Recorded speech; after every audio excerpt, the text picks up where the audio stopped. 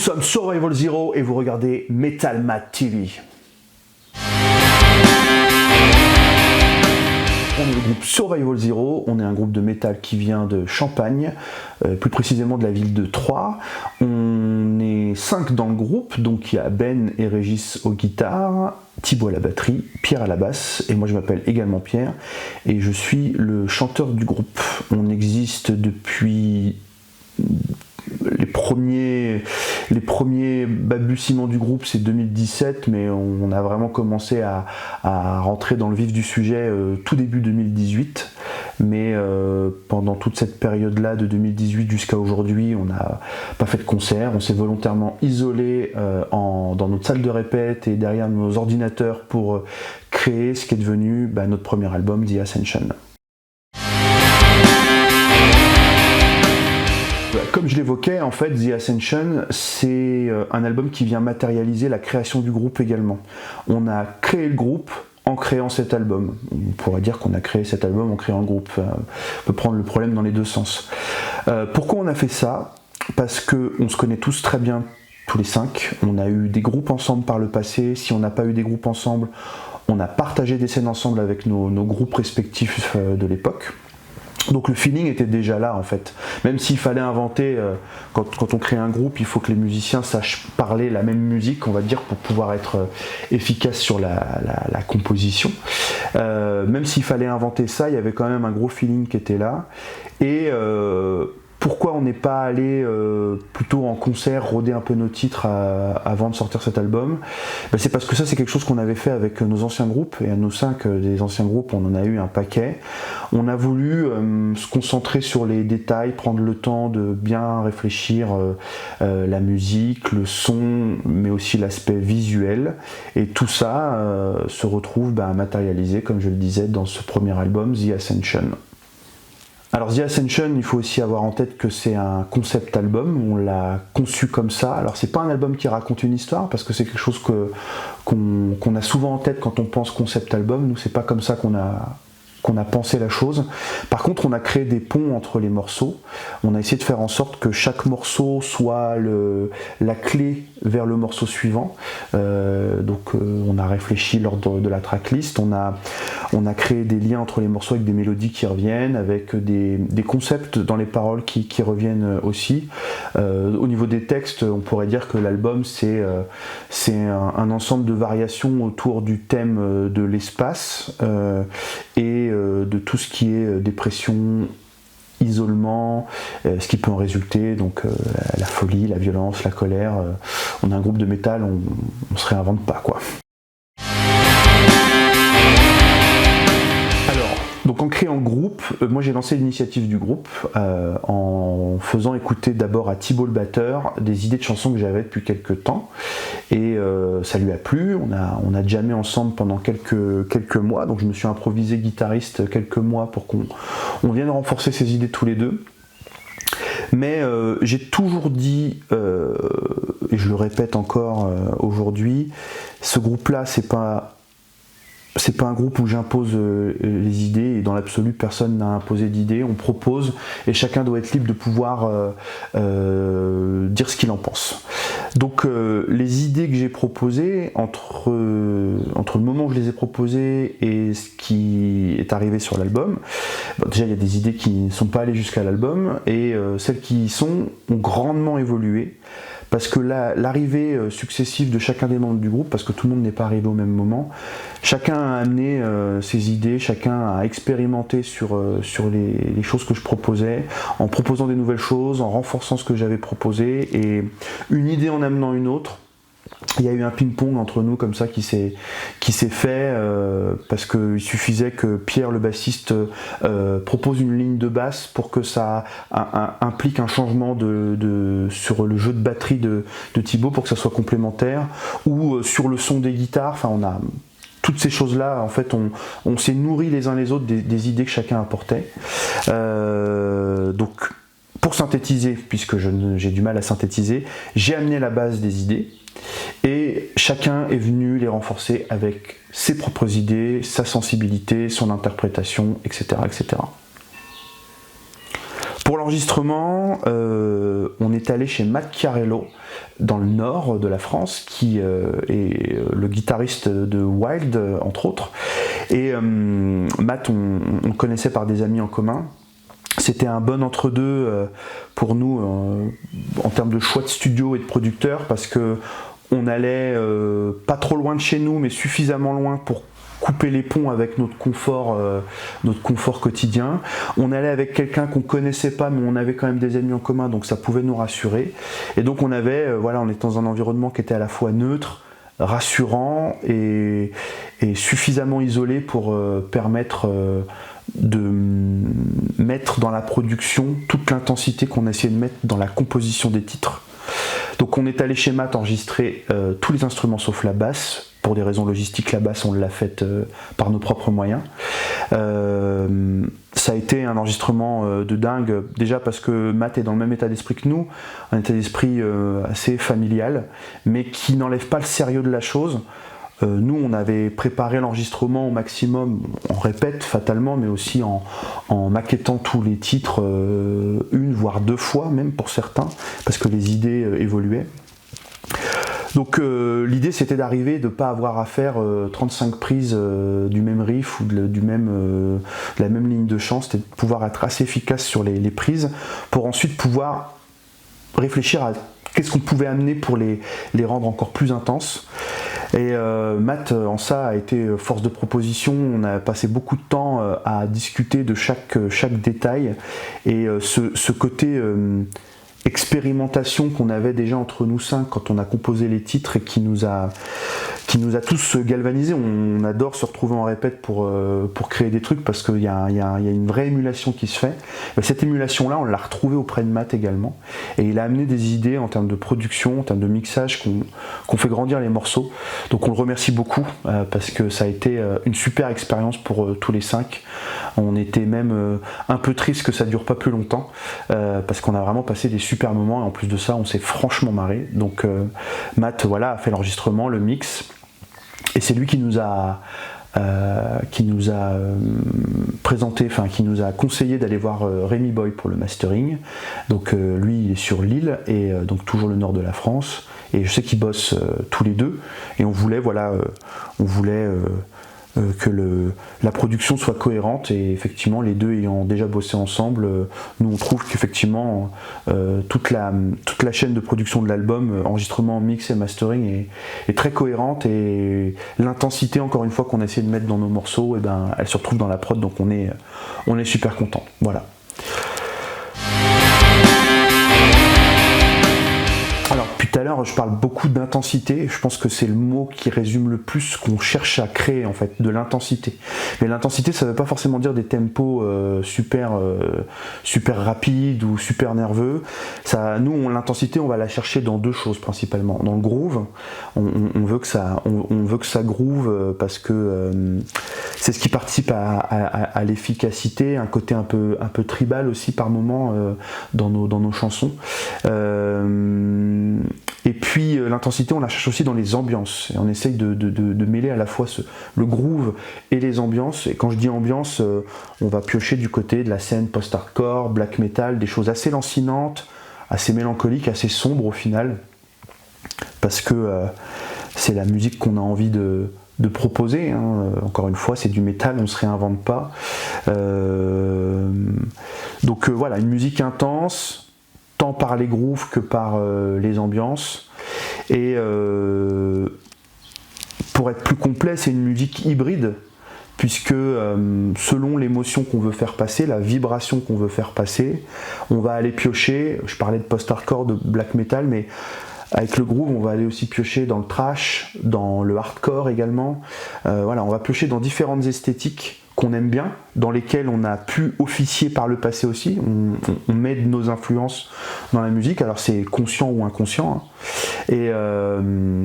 Et voilà comment on pourrait décrire la musique qu'il y a sur cet album. Alors on a confié la réalisation de ce clip à Olivier Gobert, qui est un cinéaste de notre ville, Troyes, et puis en plus de ça un vieil ami, avec qui moi j'ai déjà fait des films ou des clips par le passé, pour des des groupes, pas forcément les groupes dans lesquels je jouais d'ailleurs. Bon, Olivier, il a cette patte, il a ce regard artistique qui nous plaisait beaucoup, et la démarche avec ce clip-là, c'était de mettre en image l'ambiance de notre musique. On voulait pas se satisfaire simplement d'un clip où on nous voit jouer, bien qu'il y ait quelques moments où on nous voit jouer, hein, mais on voulait mettre en image l'ambiance, l'intensité de notre musique. Donc bon, ça reste, on a pris les paroles de la chanson Ascension, on trouvait que la musique, la chanson résumait assez bien la proposition que le groupe essaye de faire musicalement. Et on a mis en image des paroles qui étaient déjà assez métaphoriques, avec cet homme qui est retenu, qui est dans l'isolé, enfermé, avec ses membres d'un culte qu'il séquestre, mais on ne sait pas trop si c'est lui qui l'imagine ou si c'est réellement là. On a tourné ça dans la cave d'un musée à Troyes qui s'appelle la maison de l'outil et de la pensée ouvrière. Qui est un musée qui est situé dans un bâtiment très typique du centre-ville troyen, parce que le centre-ville de Troyes, c'est un centre-ville médiéval, donc vraiment une cave très ancienne, et quand on est rentré dans le lieu, il y avait une aura déjà mystique qui se dégageait, qui nous plaisait beaucoup, et qu'on a essayé d'insuffler dans le clip, donc cette belle cave voûtée. Ça s'est passé sur 2 jours, avec une journée consacrée une soirée consacrée aux scènes où le groupe joue, et puis une journée entière pour toutes les scènes plus scénarisées, avec Paul Artaud dans le rôle principal, qui est également un ami du groupe, qui s'est mis à fond dans le rôle. Il nous a soufflé vraiment pendant ce week-end-là. C'était assez impressionnant de le voir au moment où on disait action, se mettre dans la peau de ce personnage et souffrir. Et dès qu'on m'était coupé, on pouvait déconner comme on déconne ensemble depuis 15 ans. Alors qu'il n'est pas acteur, vraiment, et il a mis beaucoup d'énergie dans ce clip-là, tout comme Olivier d'ailleurs, et à eux deux, ça a fait vraiment, nous, on est très satisfaits, on trouve que ça a vraiment fait des étincelles, on est très contents de ce clip-là.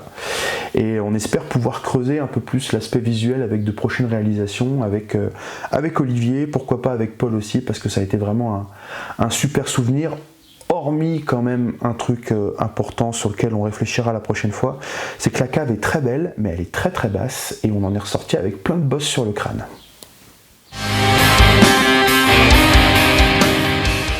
Je vais essayer de faire une réponse pour le groupe, mais on a l'occasion de, je pense pas trop me tromper dans ce que je vais dire, parce que on se voit régulièrement pour répéter, mais pas que, et on discute beaucoup, et comme une bande de potes classiques, on se conseille tel album, tel bouquin, etc. Et donc par rapport à la musique, on a tous les 5 des affinités communes, mais aussi des divergences.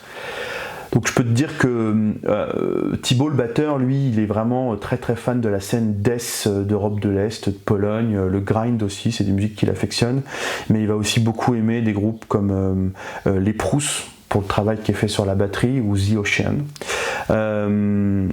Pierre, le bassiste, lui, il va avoir une grosse affinité avec le death mélodique, la scène suédoise, avec des groupes comme Dark Tranquillity qu'il aime beaucoup, les anciens In Flames, les débuts d'In Flames. Régis aussi est dans ce registre-là, mais il aime aussi des trucs comme Converge, Isis. Il n'y a pas si longtemps que ça, il nous a fait découvrir ou redécouvrir, moi je connaissais de nom, un groupe suisse qui s'appelle Kruger. Je sais aussi que dans la veine grind, toujours en Suisse, il aime bien Nostromo aussi. Ben, lui, c'est plus le trash qui va lui plaire, et de façon générale, la scène dérivé du hardcore, donc metalcore, trashcore, ça lui plaît beaucoup.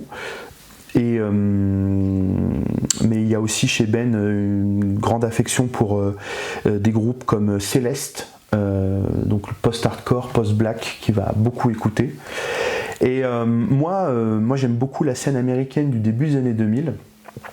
Les débuts de Devil Driver, Lamb of God, ça me plaît beaucoup, Chimera aussi, mais je vais également beaucoup affectionner des trucs comme les vieux Black Sabbath, très fan de Black Sabbath, The Ocean, les Proust, enfin tous les groupes que j'ai cités pour parler de mes petits camarades, je les aime beaucoup aussi. Donc d'une manière ou d'une autre, ça a eu une influence sur l'approche que chacun d'entre nous avons eue dans la composition de cet album, ce qui explique, je pense, la richesse un peu des influences qu'il y a sur The Ascension, parce que c'est pas un album de death, c'est pas un album de hardcore, c'est un album de métal, mais qui va piocher dans pas mal d'esthétiques différentes, parce qu'on s'y retrouve à un moment donné émotionnellement. Et donc si on veut avoir quelque chose qui sonne lancinant, mélancolique, on va aller effectivement piocher du côté de Celeste ou The Ocean ou Cult of Luna, voire des trucs plus black metal carrément.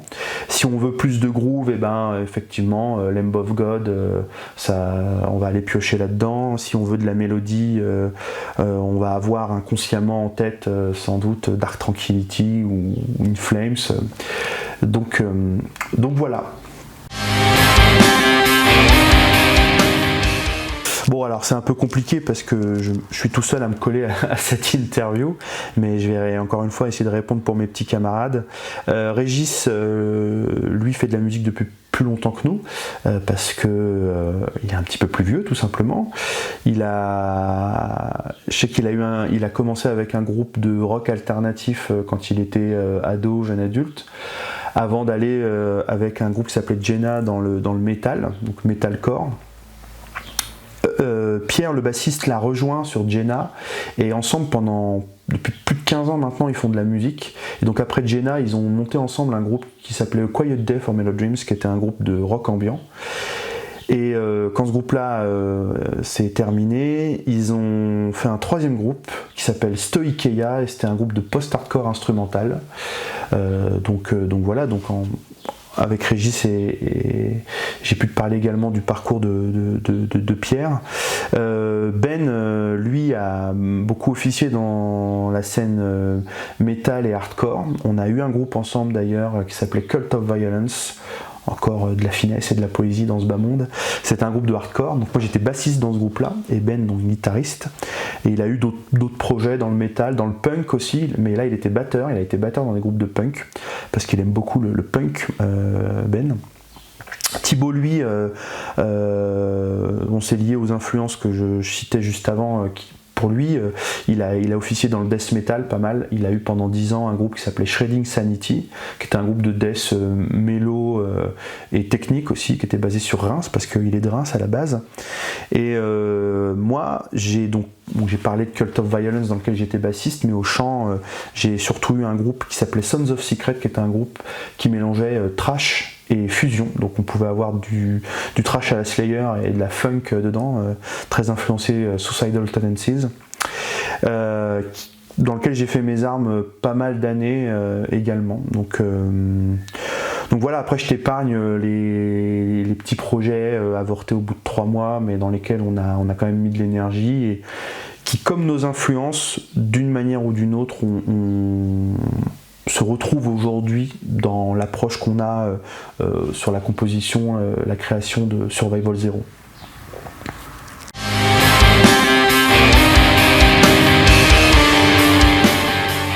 Musicien professionnel, nous, la musique c'est un loisir, on fait ça à côté de nos boulots, on a tous des boulots à côté très très différents, mais c'est un loisir qu'on prend très au sérieux, parce qu'on se dit que toute cette préparation, on répète, permet déjà, comme je disais tout à l'heure, d'aller enregistrer plus sereinement et d'avoir quelque chose dont on soit fier, c'est quand même important à la fin. Et puis la préparation aussi pour les concerts, l'idée c'est de pouvoir prendre un maximum de plaisir. Je compare toujours la musique avec les sports extrêmes. Si tu veux avoir des bonnes sensations en faisant du skateboard, t'as intérêt à travailler un petit peu tes tricks avant, savoir faire un ollie, la base, savoir faire telle ou telle figure pour prendre un maximum de plaisir une fois que tu es sur la planche après. Et travail de la guitare, le travail de la batterie, de la basse, du chant, puis le travail en groupe surtout, je le vois comme ça en fait. L'idée c'est d'être un maximum préparé pour que quand tu es sur scène, ça devienne des réflexes qui te permettent de prendre un maximum de plaisir et d'avoir cette spontanéité qui fait que le moment présent, pour toi mais aussi pour le public, il est unique. Et si on monte des groupes, nous 5 en tout cas, on prend du temps sur la création, mais l'essence première de Survival Zero, c'est de bouffer des kilomètres pour faire des concerts. Alors en ça, on n'est pas des musiciens professionnels, comme je disais, on a des boulots à côté, mais le confinement a quand même un impact sur nous. On sort l'album pendant le confinement, c'est un peu frustrant. C'est beaucoup frustrant en réalité, mais on reste mesuré puisqu'il y a beaucoup plus grave par rapport à ce qui se passe. Donc voilà, il faut prendre les choses telles qu'elles viennent et puis on verra comment ce sera plus tard. Nul ne peut prévoir un peu comment ça va être. C'est sûr que nous, on a une hâte, c'est de retourner sur les routes, défendre cet album qui vient de sortir. Et donc de la frustration qui règne. Maintenant, c'est sans doute une énergie accumulée qui ressortira encore plus au concert et qui seront encore plus intenses, et on appréciera encore plus ces moments-là au regard de la situation. Donc voilà, après... le confinement en tant que tel, on l'a tous vécu différemment, parce la plupart d'entre nous, on est en couple avec des enfants, mais pas tous, donc il y en a qui l'ont vécu un peu plus dans l'isolation que d'autres. Télétravail ou chômage partiel, du coup, et bon, pour ma part, moi, j'ai pas arrêté de bosser parce que je suis travailleur social. Et malheureusement, il y avait besoin plus que jamais des travailleurs sociaux pendant cette période. Donc voilà. Maintenant, par rapport aux musiciens professionnels, puisque c'est quand même le sens de la question, nous on a des potes qui sont intermittents, on a des potes qui sont pas forcément musiciens professionnels, mais professionnels de la musique et du milieu culturel, au sens large, hein, pas que dans la musique. Et ouais, ils sont assez... On est inquiet pour eux, on partage leurs inquiétudes et on espère que derrière il y aura vraiment beaucoup de soutien à ce milieu-là, parce que confiner la moitié de l'humanité pour des raisons de santé, ok, c'est nécessaire, il n'y a pas à discuter, mais derrière, quand on pourra ressortir, on sera bien content de pouvoir aller au ciné, de pouvoir lire un livre, de pouvoir aller en concert. Donc c'est pour ça qu'on se bat, en fait, je pense, à un moment donné aussi, c'est pour sauvegarder tout ça. Parce que la culture, au sens large du terme, c'est de la nourriture pour l'esprit. On en a autant besoin, selon moi, que de respirer, que de boire de l'eau, que manger, dormir. Voilà. Eh ben, ça va pas être un petit mot, ça va être un grand merci, en fait. Pour la simple et bonne raison que le groupe, donc qui a été créé en 2018, mais son existence publique, elle date de fin 2019, début 2020 seulement. Et